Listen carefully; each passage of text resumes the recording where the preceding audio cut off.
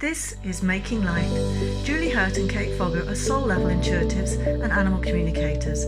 This show is about us sharing our experiences in the hope it will help others along their path. So let's go make some light. Hello everybody, I'm Kate Fogger, this is Julie Hurt, and together we are making light to humans being. We're both a little bit tearful at the moment, so you'll just have to bear with us. Various stuff going on in our lives, and Julie's been doing a lot of grief counselling, so it's left us all. And I'm having not issues with my mother, but my mother has been declared close to end of life, or whatever they call it. Mixed feelings, but anyway, we're both feeling a little fragile, which is great. Not great, obviously it's not great, but it's very good for this week's topic, which is indeed perfectionism as it relates to not feeling safe, supported and protected, which is I will go into the introduction, but I just want to say it's not a great one for me. I couldn't think of anything that would come up, but it sounds like you've got plenty, so that's fine.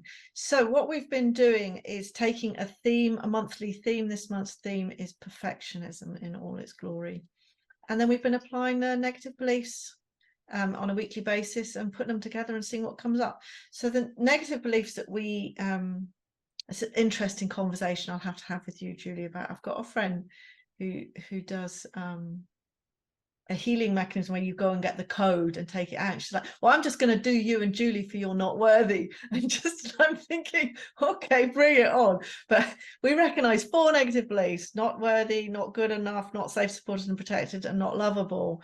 And nearly all beliefs, at least the ones that I've come across, do fall into these categories. There is some overlap and some blending, but they all fall into that.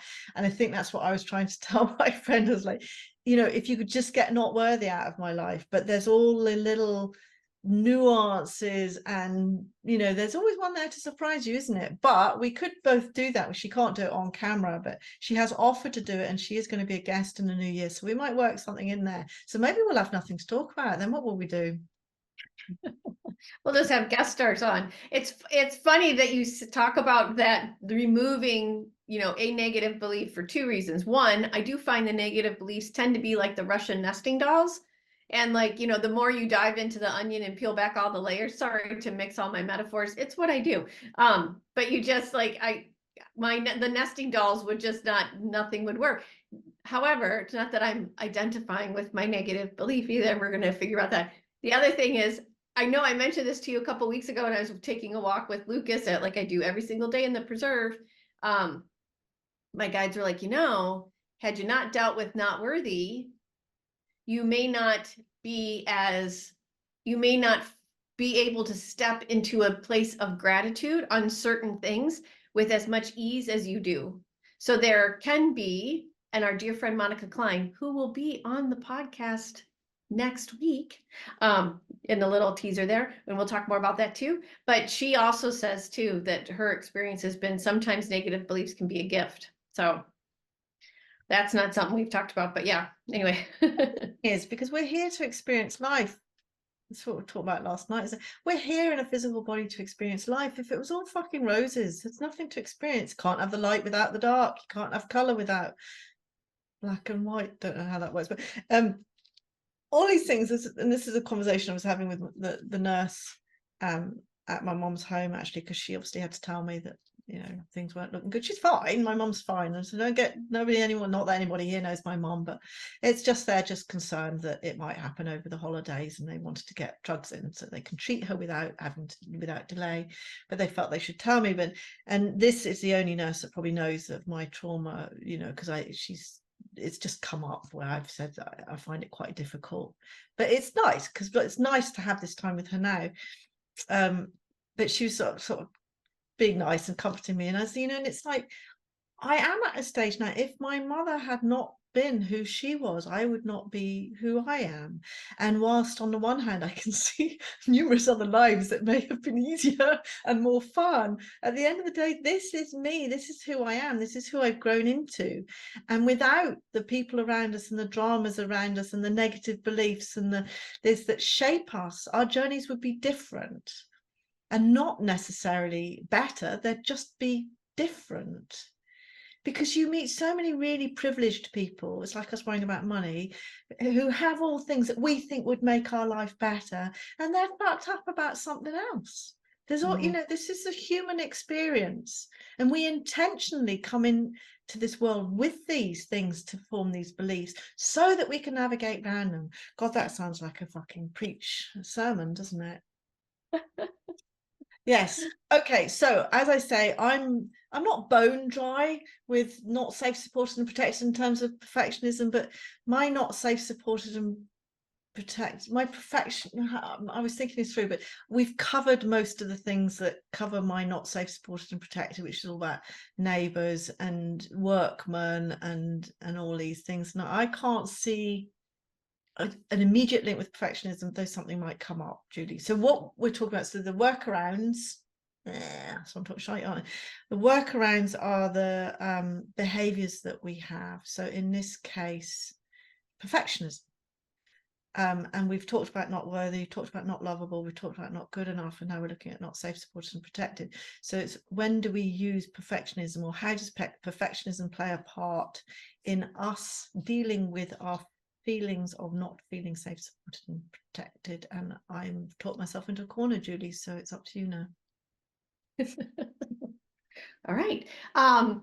So I look at the negative belief of not feeling safe, supported, and protected.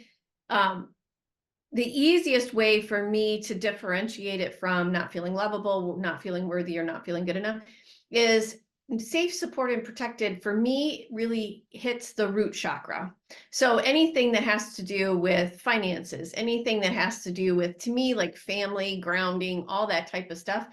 Yes, there can be seasonings of it in all the other negative beliefs, but if I can really kind of feel like, oh, it'll feel like I don't have a secure place to sit on my sitting bones, which is my root chakra, then that's really what's being triggered, if you will. So when we were, I think last week or the week before, when we were talking about one of the other negative beliefs, I took a walk with Lucas in the preserve, as I do every time after we're done making an episode, thinking about this particular one. And I realized that one thing that comes up for me on perfectionism is this idea of having to have credentials and having to have certifications. There are, so as we went through all of this work with our current teacher, and then you've had other teachers, I've had other teachers, I always have to finish it to the end and walk away with that specific certification and credential.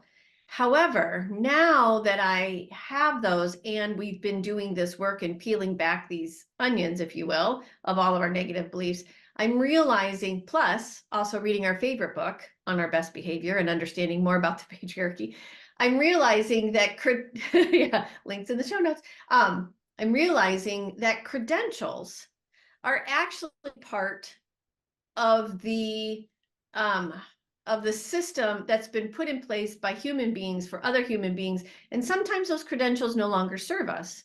So, however, and in order for me to feel safe, secure, and protected, I had to be perfect and get those credentials, but I also had to like excel in doing it, like be the top student, or do all the things. If you give me a to-do list, man, I'm like check them all off, everything is perfect. And even those, I've noticed, have been loosening. Like we're part of another organization called the Animal Communication Collective. I meet with the co-directors every week, and I got a list of to-dos last week. I haven't done any of them. And I'm meeting.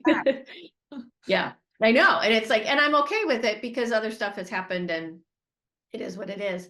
So, but it was just interesting to me that they brought up this need for credentials and need for someone to look at me through that lens and go, oh yeah, you've checked all the boxes. Therefore, you're perfect. Therefore, for me, it means safe, secure, and protected.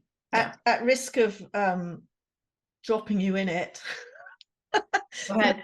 Of our readers, perhaps you can describe there why it's not safe, supported and protected, as opposed to not good enough, because obviously they're working really hard and ticking all the boxes. That's also very strong, not good enough. And having a certification is a way of telling the world, well, I am good enough. So explain how that differs, because I can see it's both, but Yeah.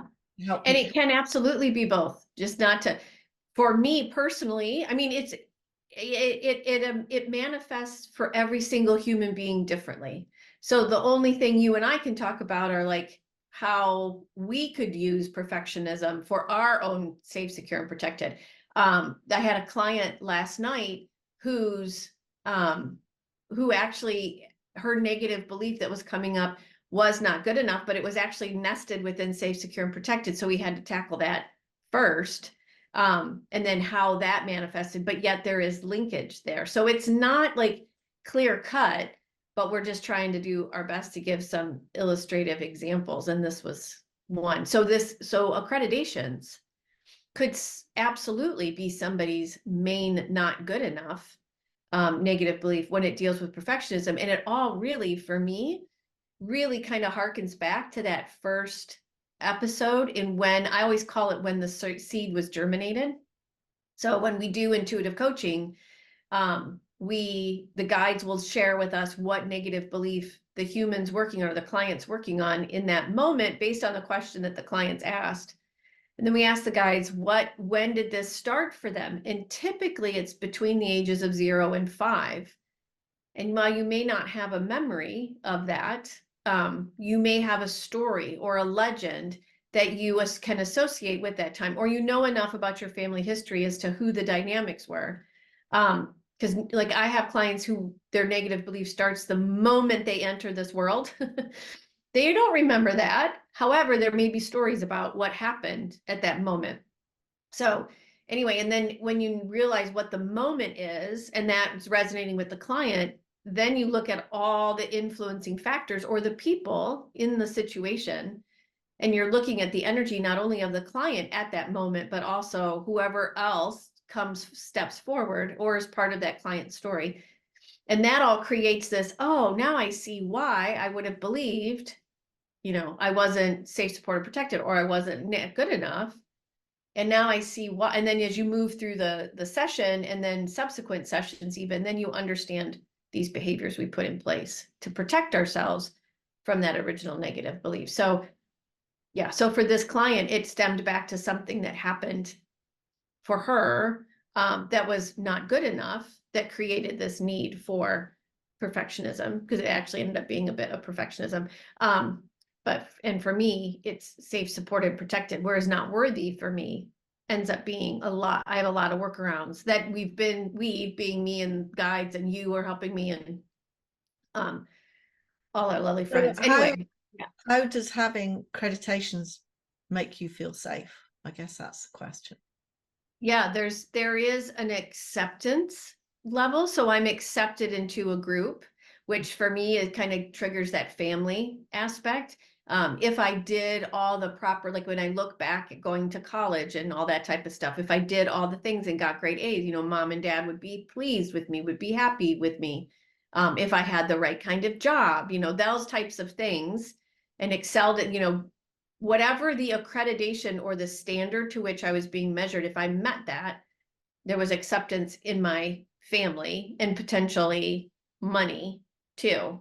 So, which to me is where safe, supported, protected for me resonates. Does that make sense? It does. And actually, as you're saying it, I've just realized that just as you say that, mine is probably about safe, supported, protected. I was thinking it was not good enough because, again, I'm like you, I tick all the right boxes, I do everything correct. But in a way, it's actually more to do with safety in this situation, because it's sort of like, I know I'm capable of passing these exams, I know, but especially with the psychic stuff and the animal communication, it's like, how will I know when I'm good enough? It's like having somebody else. So actually it was fear of, there's a fear of not being, well, there is a fear of not being good enough, but it was also like, because it's all unseen, because it's not a test, like I've got to I haven't got maths A. Well, I must have a maths A level, but like, you know, I haven't got 100% this test. I haven't got anything tangible to say that this psychic stuff is kosher, shall we say. So actually that was also in this case for me about safe, supported and protected, is having that security of somebody else saying I'm good enough. So it's a sort of mixed of both of them. Interesting, because I do have so many doubts, because my biggest doubt and my fear doing all this is, what if it's nonsense? Like, not even about being ridiculed, but what if what I'm telling these people isn't true? And then we get into the whole thing about what is truth anyway. But if I don't know if you remember that, I mean, I still have moments of that where I go, you know, well, that's what I heard, that's what I saw, is it true? I don't know. Does anybody know what is truth? But for me, that rings very deeply for me, the idea that I might misrepresent truth in some way. So I've gone off on a tangent. No, you haven't at all. Misrepresenting truth. I think it's just making me think of a bumper sticker that came out in, I think a minute. Wait, what year are we now? 2016. Facts matter. No, facts. Was it facts matter? I don't remember, but it had something to do with facts. But it's like fact, you know, to me, yeah, that's a whole thing, and we don't need to open up that can of worms. Oh, I don't know. There's a whole bunch of stuff going on about facts right now, at least in this country. Oh, absolutely. No, that's why I made that. For anyone who isn't watching us, I just blew my lips out in a comical way. It's a thing, and this is actually a bit of an issue, slight detour, but why not? This whole thing about truth, because actually, as we're learning with the in the psychic world and the animal kingdom, and actually what animals keep telling me is, if you believe it to be true, if you believe something, it becomes truth. Like, it's, and I know all this from law of attraction, but they're a lot more blunt about it. They're like, you know, and I go, what if, you know, this happens or that happens, and it's like, trust it and it becomes true. But my problem there is when you can't have that conversation with the wider world, because there's so much, and I am part of it when I am, shall we say, participating in the real world. Truth matters very much to me. I mean, I'm trying to let stuff go, but all this about fake news and all, you know, all that, and all the stuff through COVID, all the little stories that people came up with in order to make more money, and all these little cons and that. I mean, nobody really knows what the truth is about the vaccines or the, you know, the figures and the numbers, because there's no data to compare it to. So, you know, my views may be very different from yours, but either way, actually, nobody knows, because scientifically there's no evidence to prove what would have happened if we hadn't had a vaccine, that sort of thing.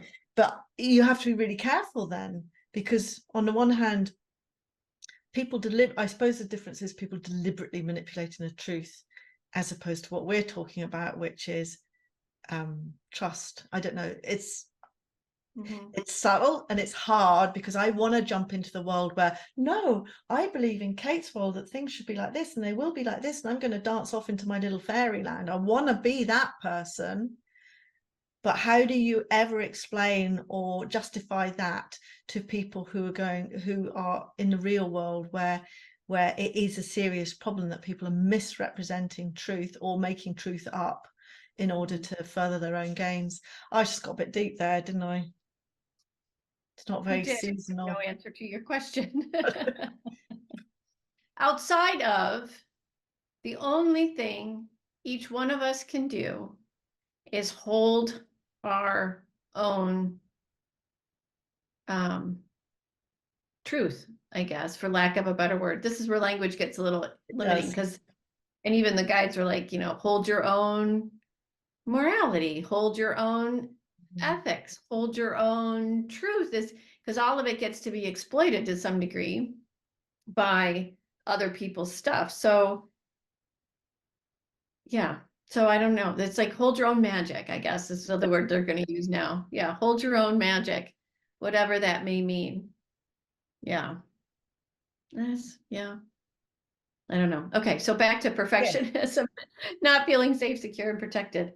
Do you have any other? Because I'm trying to think, do I have any other? I tried to think before, and it was like all the examples I came up with were ones that we've covered already. Yeah, I've got one other one. So I noticed the other day that something had transpired, and I'm just going to look at my notes here a minute. Something had transpired between me and another person. And I don't remember who it was. I don't remember if it was my husband or my sister, something, I don't remember what it was. Doesn't matter, it doesn't matter.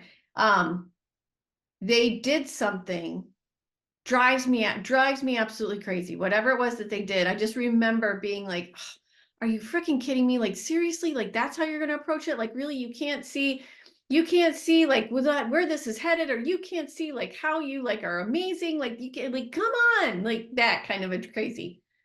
And then they pick up on the fact that I'm frustrated with them, and they'll say something they'll call me out on me being frustrated. And then I'm like, oh no, don't worry. No, no, no, no. And I totally hide it and brush it off in an effort to still appear to them perfect, that I can handle my emotions of frustration, anger, whatever, or like for me, like not to show anybody that, although I have no poker face. So the universe is funny, because even though I think I can hide it, most people can read my face and know damn well. Anyway, which drives me crazy too. But anyway, but I will brush it off like, no, no, no, that's fine. That's okay. No, no, you're good. Totally good. It's you, not me. Or it's me, not you. So I got that. The guides are playing a little joke there. It's me, not you. Like, I'll totally brush it off. But that too, to create this perfect scenario and to allow someone to feel perfect about themselves too. Like, it's a little bit of a different, but I'm still trying to create a perfect situation where nobody's feathers are ruffled except for mine. Nobody's having any issues except for I am, in an effort to keep the peace, which is also to me part of that safe, secure, and protected. Mm-hmm. That was another little example of how that perfectionism can manifest. And again, not me particularly, I don't think, but in general, I would say like the whole thing about social media, about what we portray, or what, I mean, I'm still very careful about what I post, but I don't sort of portray, but this perfectionism that people portray is a desire to be admired and accepted, and that's all about being part of the society. That's all safe, supported, and protected, I think. Mm-hmm. You know, this is how I want people to see me. I mean, there is elements of good enough in it, but a lot of it is about, I want to be admired. I want to, because then I'm safe. I want people to think certain things about me, because then I'm safe and I belong and I'll be popular. Because for me, being popular and belonging is all about safe, supported, and protected. Yeah. So let me ask you this. So last night, instead of reading a book, I was scrolling through Facebook, and you do these lovely, I know, wrong. I know. I beat myself. It's not the perfect behavior, and I beat myself up for it too. But I saw that you were tagged in a post of one of your swimming colleagues. So for those of you who don't know, Kate likes to go swimming in the very cold Scotland weather and water in the lochs. And I love that you call them lochs. Anyway, so one of your companions you guys must have had your swimming thing the other day, and you had some little celebrations afterwards. Some of you had some really cute hats on and whatnot. And she posted a bunch of pictures of all of you. So I was looking at the pictures to find you, and I couldn't find you in any of them, but your name, you are tagged in it. That's how I got to see it, because she tagged you. So, but I was just like, but everybody is, middle-aged or older and wearing swimsuits, and they're not, I just watched the Barbie movie, by the way, as an aside. So they're not Margot Robbie by any means, right? So who played Barbie? Margot Robbie. What are you saying? She's the actress who played Barbie. So y'all are not in your. I don't know what you're guessing at, Julie, but I don't like your tone. Nobody in the picture was perfect. Although you're perfect as you are. We do have one swimmer, and I don't think she'd thank you for calling her middle-aged either. But but yes, the vast majority of us are old ladies who like our food. Yeah.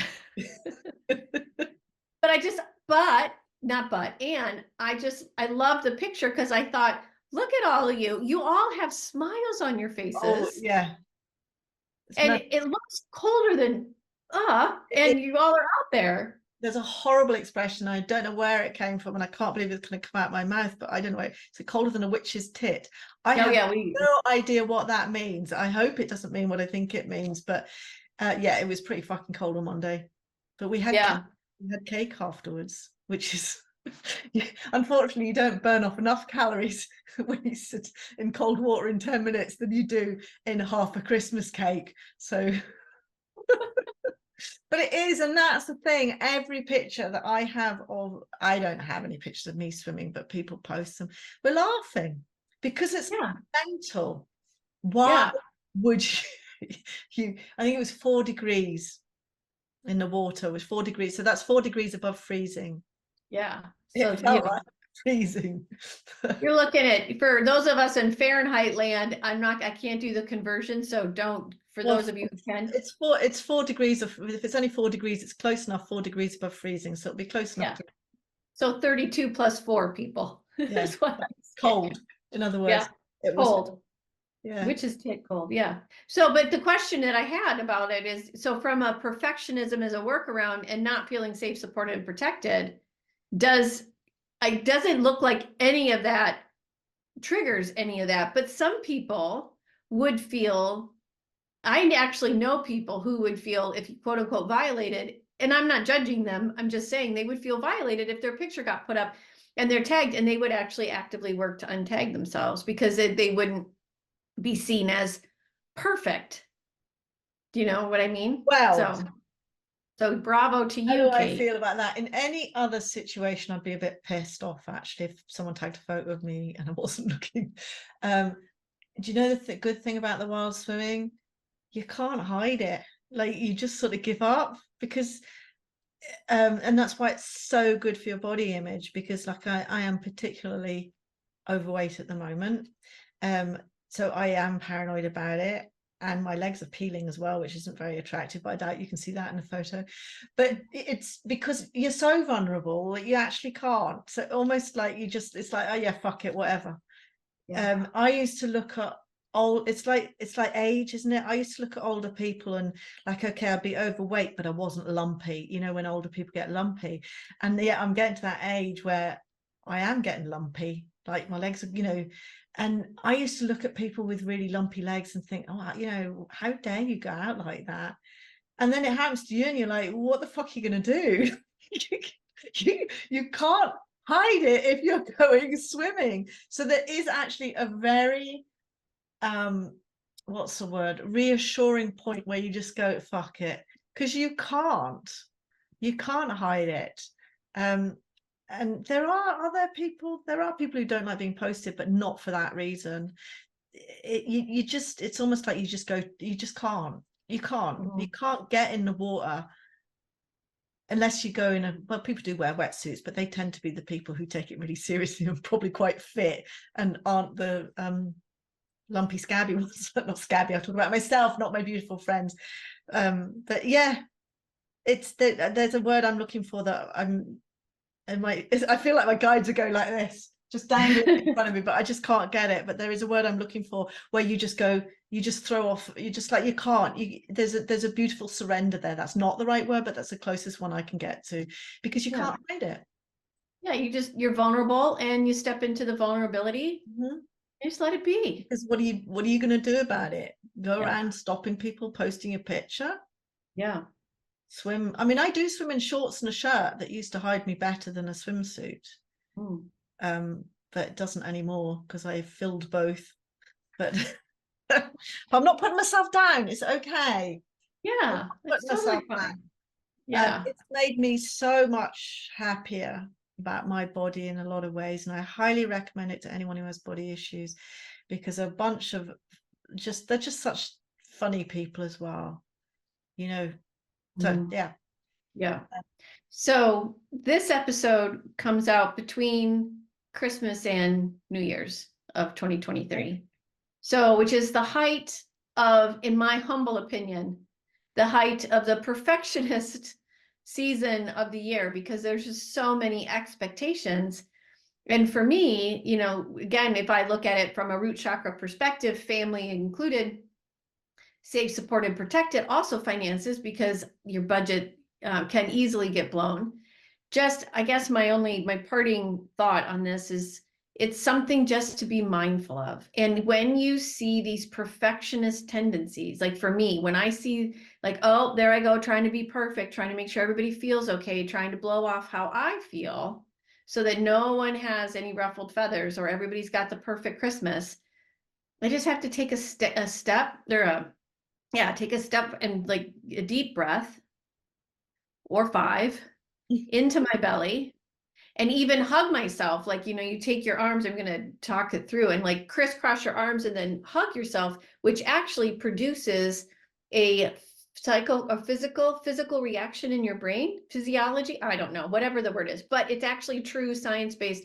It actually creates connection on both sides of your brains, but it actually creates, it does generate love and warmth for yourself and allows you to take that deep breath. So for those of you who are still going through the Christmas season with everybody and the perfectionism is kicking in, that might be something just to be aware of.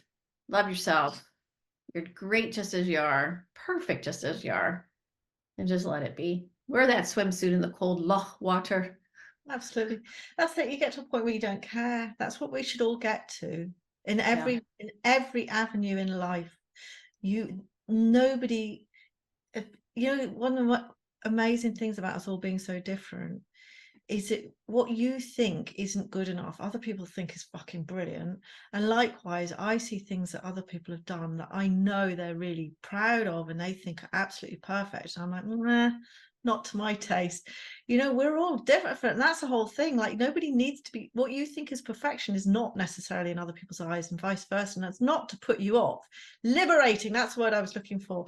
And that's why they made me save it till now. It's actually very liberating when you realize there is no such thing, because we're all so different, because then there's no standard. And actually, please yourself. That's the only thing. It's the only criteria you can work towards that when you've got there is if you work towards pleasing yourself, because you'll never please everybody else, ever. You might please one or two, but there'll be somebody you've pissed off along the way. So please yourselves this Christmas. And for those that go through the whole performance of it, my thoughts are with you, because I bought myself a chicken, not one of mine.